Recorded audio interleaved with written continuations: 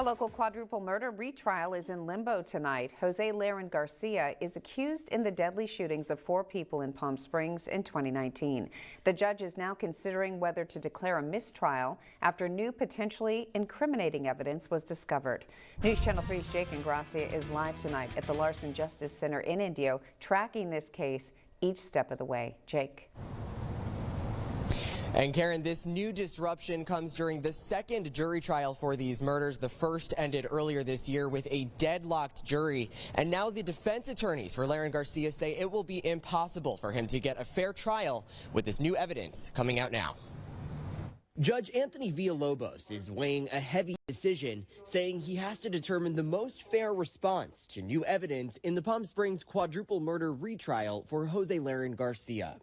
The challenge here is this is in the middle of a second trial, and it changes the state of the evidence. Laren Garcia's defense attorneys John Patrick Dolan and Anthony Valente filed for a mistrial last week, saying they need to start fresh with a third jury. After last month, investigators discovered a key piece of new evidence. In the trunk of a crashed Toyota Corolla where 3 of the victims were shot, a paper bag containing a bullet casing, a cigarette butt, and broken glass and debris was found. The casing is described as a long-missing 8th bullet shell, stamped FC as the manufacturer. The casing was fired by the same weapon as other bullets used in the murders and is believed to have been among debris that was swept up by a tow truck driver from around the car at the murder scene. Evidence to come up in the middle of a second trial on a quadruple murder is not acceptable when we're trying to put on a case based on the state of the evidence.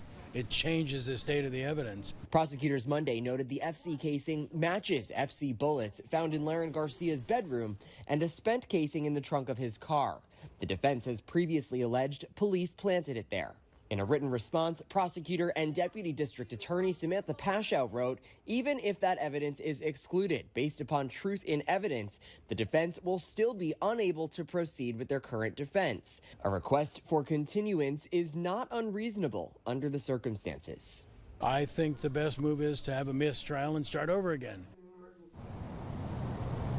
And we are expecting that decision from the judge on whether he will declare a mistrial tomorrow morning. The defense also filing a motion to dismiss the case, but today prosecutors say they need more time to respond to that.